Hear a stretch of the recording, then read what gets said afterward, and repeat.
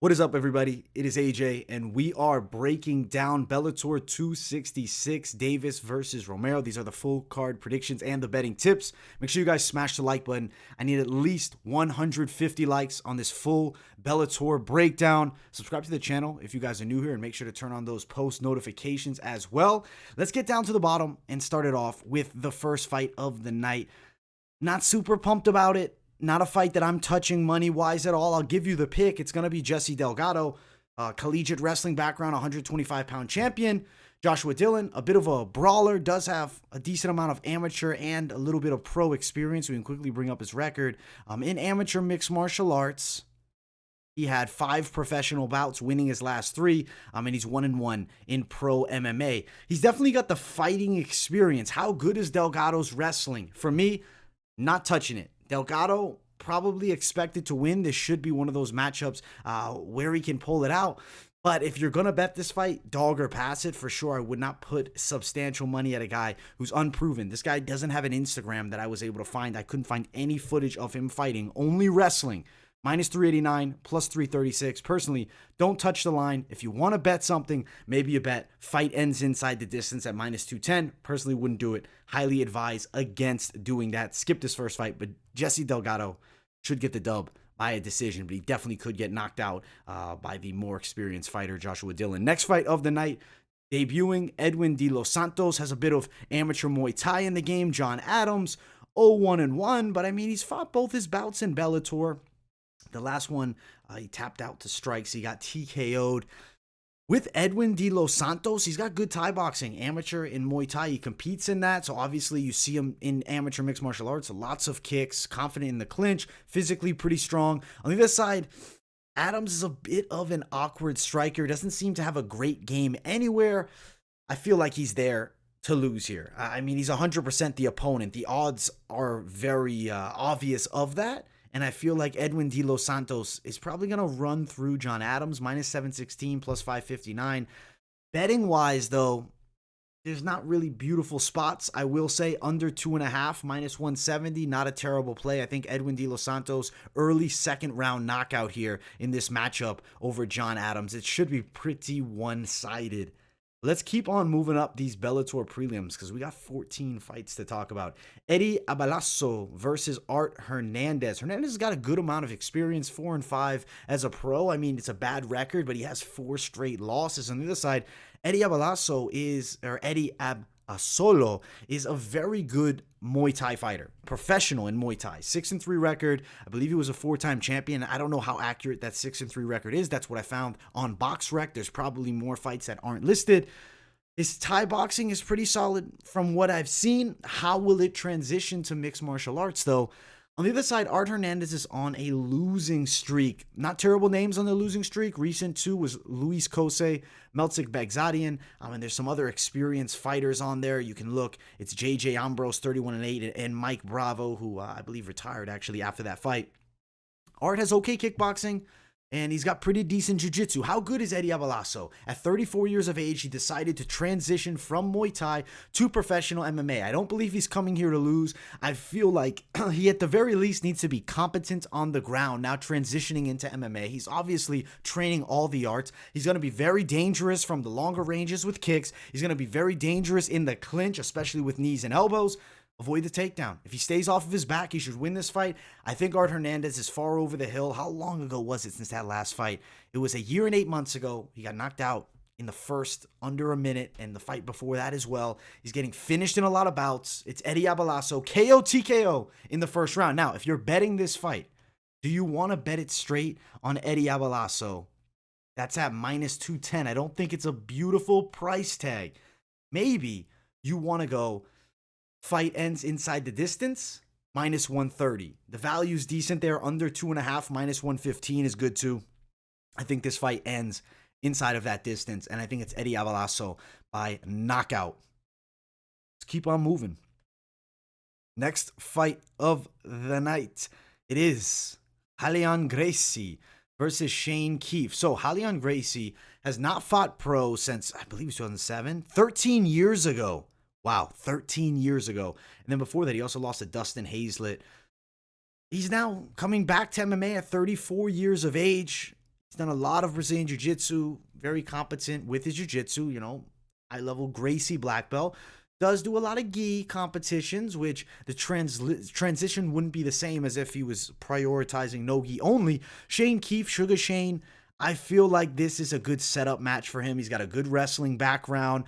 He's actually got nice kickboxing too, some knockout power in the hands, uses his range pretty well, going to have a slight height advantage, 1 inch in this matchup.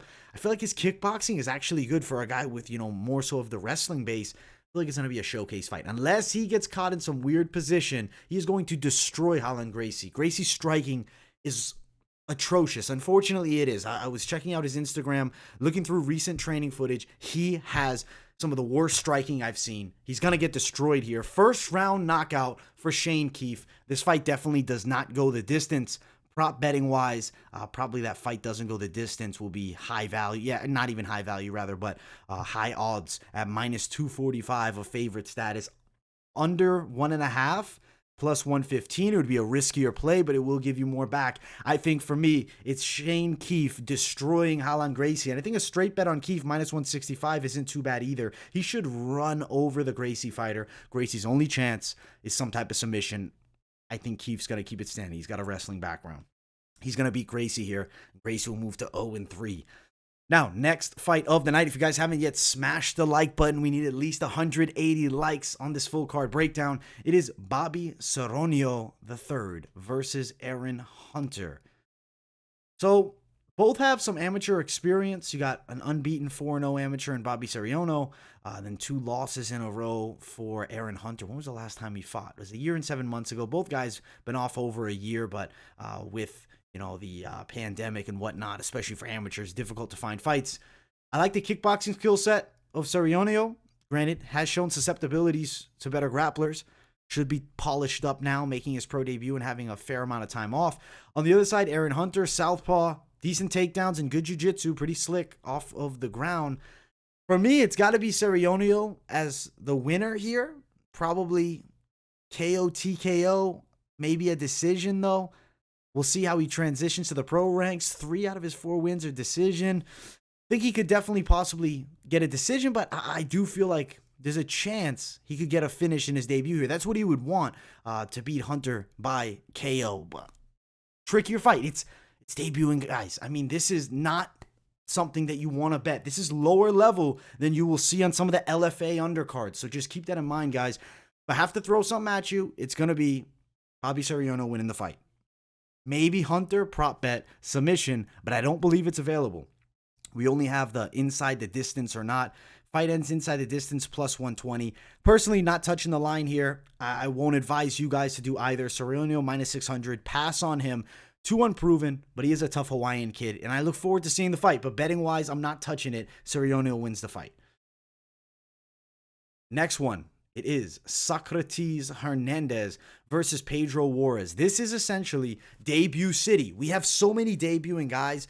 This is not really super high-level Bellator, but I know some of you guys are going to want to play, and there's definitely some potential underdogs. This one here, you have Socrates, who's a pretty rangy kickboxer. He's got a height advantage here of 5 inches. I think that's a factor. He definitely likes to pressure his opponents with his striking.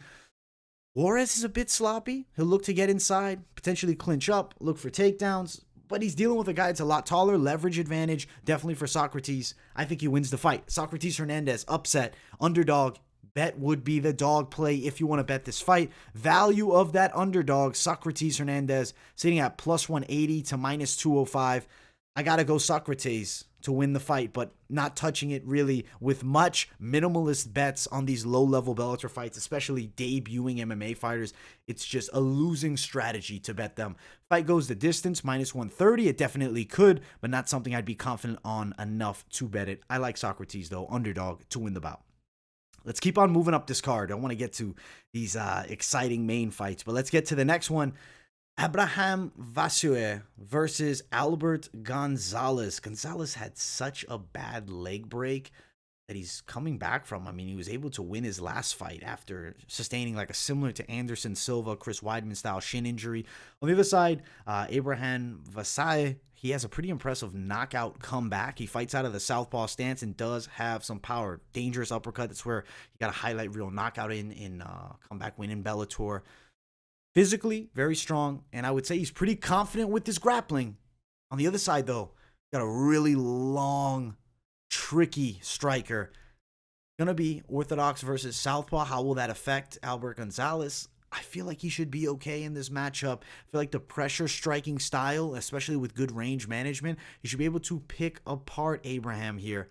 I'm going to go Albert Gonzales. Knockout. Second round is an underdog. Definitely could potentially play fight. Does not go the distance here. Socrates plus 180 to minus 205. I like Socrates all day. Let's see. Fight ends inside the distance, minus 110. Under 2.5 plus 150. The value on that under 2.5 is interesting. I definitely think we could get a finish between these two. I'm taking the underdog, Socrates Hernandez. Second round knockout here. Keep on moving up the card. Khalid Murtazaliev versus Anthony Adams. Anthony Adams is a Contender Series veteran. He had some opportunities, unfortunate losses there. He does have excellent Thai boxing. He has pro experience. He is a Muay Thai champion, I believe. Fast striking attacks, powerful striking attacks. On the other side, though, you have a Dagestani killer. The man is very skilled with his kickboxing, mixes the punches and kicks together at an extremely high level, and then he chains the wrestling in. He's going to dominate this fight. I don't think it'll be super competitive. I feel like Khalid will be on top for most of it. I think he respects Adams' striking. He's going to realize the Muay Thai skill set is good, so he's just going to mix in his confident striking with the takedowns. Domination, decision win, Khalid Murtazaliev. Potential for a parlay edition for sure. The odds of him winning very widespread, minus 293 to plus 257. Fight ends inside distance, minus 155. Goes the distance, plus 115. Not liking that. Potential parlay, because it's really going to be how well can Anthony Adams defend on the ground. I mean, he's never been finished before, but he's never fought Khalid Murtazaliev before. Khalid, domination here. Good signing by Bellator after he popped USADA and the UFC decided to can him. But let's get to the featured prelim bout. This is a fight that you have to tune into in the light heavyweight division. Grant Neal, undefeated prospect, Alex Easy Polozzi. It's a good fight because Grant Neal is a physical specimen, very strong, heavy grappling style of attack, decent boxing too. Definitely has some power in his hands, though he's not the quickest puncher. The other side, though, Alex Polozzi is a damn tricky grappler with an excellent submission game. He's also got a really solid wrestling base. You look at his loss, Julius Anglickas, a guy that's much bigger than him. Still, he went the distance. The tricky guy, man. Alex Polozzi is one of those guys that's just weird to fight. He's going to give a lot of guys problems here in this Bellator light heavyweight division. Grant Neal, I think, succumbs and loses his first fight ever to Alex Polozzi. Underdog, Alex Polozzi. Submission, I think second round. Watch for those leg locks. Watch for everything with this guy off the ground because he is very difficult to deal with. And he's a big underdog. And as an underdog, Alex Polozzi hasn't let me down all that much in the past. Plus 174 at best value to minus 196 for Grant Neal at best value. I like Polozzi to win here, and I think there's definitely a chance for a sub. Fight ends inside the distance, plus 120. Under 2.5, plus 150. Potential under 1.5, but I'd rather just play the dog or sprinkle bet, a submission prop for Polozzi, but not available right now. We'll see. Maybe tomorrow we'll do this week's best MMA bets and see what's available. And then maybe, the day before the fights, after the weigh-in recap, there'll be some more props. And if not, though, then Alex Polozzi, straight dog bet, is a good one. Let's jump to the main card. If you guys have not yet, smash the hell out of that like button. Subscribe too. Don't forget to turn on those post notifications so you don't miss a video. Christian Edwards, Ben Parrish. It starts off the main card. Good little matchup here. Parrish, I mean, he definitely had some hype at one point, but he broke his leg actually really badly in that last fight. He was losing, clearly, striking-wise. He was fighting a tricky, technical southpaw. Edwards, tricky guy to deal with. Very technical kickboxing. He's good from range. He controls range well. Nasty elbows, good in the clinch, good top control with his grappling. And you know what? He's confident in going the distance. He's still a very developing fighter at just 22. Ben Parrish, a lot of experience, even though not a ton of pro fights. I mean, the guy made his amateur debut in 2013. So he's been in this game, 8 years now. It's been a long time coming, and now he gets a huge shot in Bellator. Unfortunately, they're throwing him to the wolves. A guy with a 5-inch height advantage. He's going to be way too much for him. Edwards, KO, TKO, round number 2. Clear-cut striking advantage, and I think he's going to put on a very impressive display. Minus 855 for Edwards, plus 645 for Ben Parrish. There's some props available. Under 1.5 is minus 170. Fight ends inside the distance, minus 300. Edwards KO TKO, plus 190. Edwards wins in round 2, plus 325. Man, they're not giving you good options with the props. I mean, I guess minus 190 is a nice little value for Edwards because he's a massive favorite. And Edwards inside the distance is minus 250. Ugly, ugly value. Not really worth it value-wise, but Edwards definitely going to win the bout. And I do believe it will be inside of the distance against Ben Parrish. Now, next fight of the night, Georgi Insane Karakhanyan versus Saul Rogers. I'm actually really excited for this fight because it's a fun lightweight matchup. You know, not the top of the top, but upper echelon for sure in this Bellator lightweight division. Georgi Karakhanyan has an extremely well-rounded game. He's a knockout puncher for sure, very dangerous with his hooks. Decent grappling too. He has submission wins. He's had some ups and downs, but he's definitely been on a good little streak as of late. On the other side, you got a tricky grappler with Saul Rogers. This is a guy with a ton of forward pressure, very good chain wrestling. He's going to look to wrestle. For sure, his striking's not all that. Kind of basic, but he's a pretty athletic kid, and he explodes for takedowns well. I think he's going to have a really hard time with Georgi Karakhanyan. I want to see for sure. I believe the Mads Burnell fight was down a weight class at featherweight. Was that correct? Yes, it was. When was the last time, if ever, has he fought at lightweight? I feel like he fought at lightweight. Yeah, he has fought at lightweight before, but he picked up a lot of success in that Bellator welterweight division. Now you're fighting Karakhanyan, who's looked good. I like the game that he's been showing. I think he's going to have to deal with hell from Saul Rogers. I think it's a competitive bout, and I think Georgi wins a decision here against Saul. Feel like move up in weight. He's not going to have that same physical strength edge, and I feel like Georgi's grappling defense is good enough. Plus 108, minus 122. I like Georgi Karakhanyan here. Let's see. Karakhanyan wins by a decision. What is the value of that? Plus 235. Interesting. Over 1.5, or excuse me, over 2.5, minus 155. Fight goes the distance, minus 135 at best value. I think this fight does go the distance, and I think it's Georgi winning by a decision. He has the power to potentially drop Saul Rogers, but Rogers not an easy guy to put away. Has been caught in a guillotine before, I believe. Kind of a good move by Karakhanyan. Let's see, actually, because he's going to be looking to wrestle. Does he get caught in another guillotine? What's Karakhanyan win by submission? If it's plus 800 or more, plus 675, that's not a bad sprinkle. I'd like to see it a little higher because percentage of it is low. Maybe a potential prop, but Karakhanyan, underdog pick. More high-level pro experience. I think he's going to beat Saul Rogers in this fight. Next bout is our featured bout of the night, women's action. DeAnna Bennett versus Alejandra Lara. I think this is a decent little fight here. I'm not like superbly hyped for the matchup, to be 100% honest. DeAnna Bennett is a pretty okay striker with a real square stance. Solid grappling, though. She shines on the ground, physically strong. On the other side, karate-esque style of Lara does have some decent Brazilian jiu-jitsu. Really holds her hands awkwardly. Like, they're really far away from her face, and she, like, baits you in. Like, come on, like a drunken master-esque type of thing. Bennett is going to win this fight. She's an underdog for whatever reason. Lara hasn't really proven a ton out of herself. 9-4. She's not bad. Not bad. She's given tough fights to Kana Watanabe, but the game is different with DeAnna Bennett. I feel like she's going to put a lot of forward pressure on Lara and win the fight. I think the odds of some of these fights might potentially be off. I think there's a lot of live underdogs. Plus 143, Lara minus 155. I'm going DeAnna Bennett, and I think that she'll win by a decision. Fight goes the distance, minus 230, over 2.5, minus 260. Bennett wins by a decision, plus 175. Bennett by a submission, plus 2,000. I think that potentially a lot of grappling by Bennett. And it's not that Lara doesn't have decent jiu-jitsu as well. I just think the strength edge could be a factor. Striking, though, Lara has an advantage. So with the height advantage, if she does keep it on the feet, if DeAnna Bennett cannot find a way inside, putting Lara against the fence, could see a win for Alejandra Lara. not one of the fights that I really want to touch as far as betting. It's women's MMA. It's women's flyweight. It's not the highest level of it either. It's in Bellator. Skip this fight betting-wise, guys. Take my advice. Skip this fight betting-wise. But if you want to, do it at your own risk. DeAnna Bennett, underdog. Dog or pass it. Next fight of the night. Neiman Gracie versus Mark Lemminger. I'm pumped.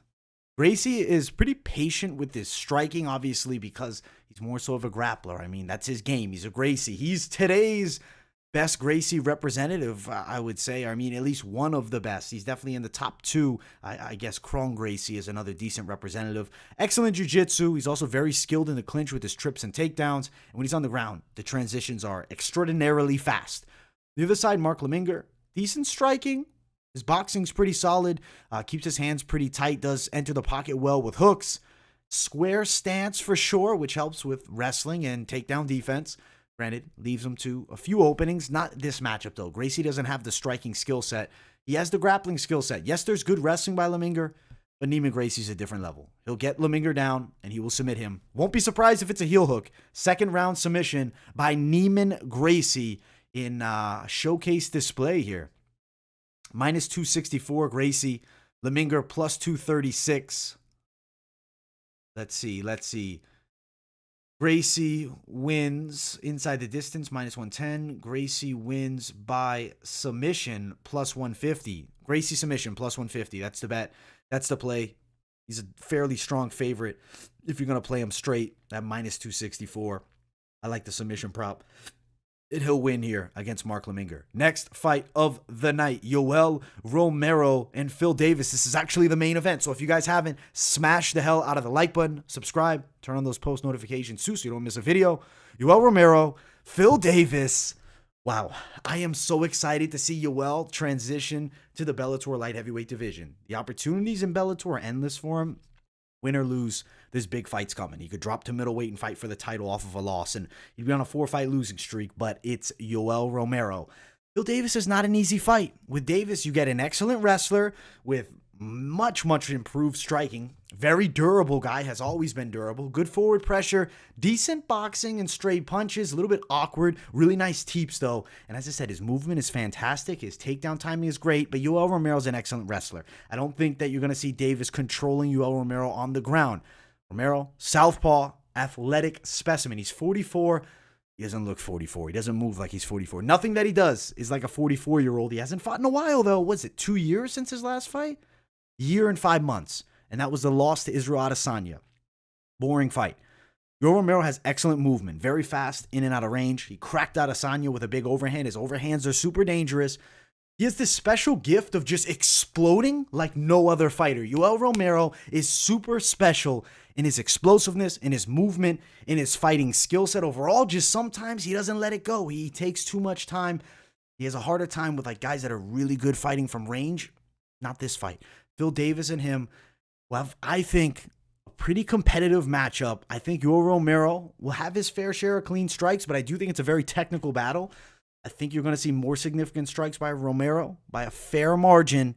I think he'll win a decision. I think he'll probably 29-28. I think Davis can take a round from him, and I think he really puts Romero to the test. Super close fight, and honestly, I wonder, with the lesser drug testing, there's no USADA. Is there going to be a difference in Yoel Romero? Not saying he's on anything. Just, any supplement that he could take is now not being monitored nearly as closely as we've seen with USADA. I think we see beast mode Yoel Romero come out and beat Phil Davis in a competitive bout, but a victory. Yoel Romero win by a decision. Odds have him at a plus 108 underdog to a minus 115 favorite. Is an excellent fight to just sit down and enjoy. I think fight goes the distance. Minus 165 is highly likely. We don't see Phil Davis get finished. Yoel Romero win by a decision. Plus 240. I like plus 240 for Romero by decision for sure, but I'd rather just play him straight. Underdog play. Yoel Romero should be a sweet main event with Romero getting a big W. Overall, solid Bellator main card. A little bit slow. They started off with these damn prelims. I don't know why we got so many debuting guys. I want to see high-level action on the Bellator prelims, not just debuting guys. Leave that to LFA, leave that to CFFC, and all other organizations that are specified in regional MMA. I want to see Bellator with just the highest level of talent, and that's why I love covering it, because when you get to the better fights, they have some extraordinarily high level. I mean, you get to fight number 8 and up. These are great matchups. These are extremely high-level guys. Even number 7 is a very intriguing fight. But just the earlier ones with so many debuting guys, going to be a bit hard to watch. I do want to see Rhalan Gracie and Eddie Abasolo, though. Definitely interested in those bouts. Overall, solid Bellator card. Before I send you off, though, have to give you guys a parlay to play. We'll jump to best fight odds. Ooh, we lost a little internet connection here. Ooh, we might not be able to parlay it up. I guess it's good that I'm not going live for this. All right, we're back. Best fight odds is being loaded up right now. I apologize for that, guys, but you know how it goes. Sometimes the internet drops on you, but good fight. Good fights. Good fights overall. And let's talk parlays. Let's get back on track here. Let's get it back in the zone. All right, what is a parlay that I want to play? Well, Gracie, easy money. Christian Edwards, easy money. Let's see. Who else do I feel like adding to the lineup? I don't want to play that Edwin de los Santos fight. Polozzi underdog. Keefe. Keefe is going to beat up Rhalan Gracie, but it goes against everything I say. You can't play those low-level guys. Okay, Gracie, Edwards, Murtazaliev, -106. That is the $1,000 parlay, but now we're going to spice things up. And let's add in Yoel, +288 if we added in Yoel. If you like one of the other underdogs, Karakhanyan, +288.